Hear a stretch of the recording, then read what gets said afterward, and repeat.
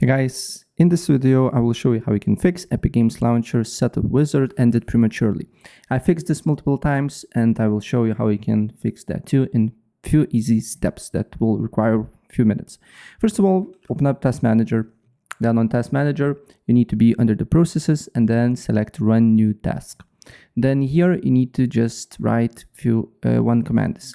msi exe sc.exe, right?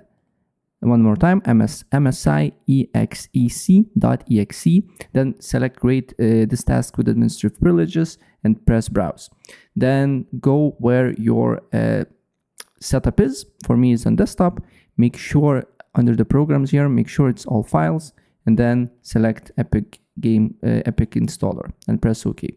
And then Epic Installer should open up like this, as you can see here, and then you can install it.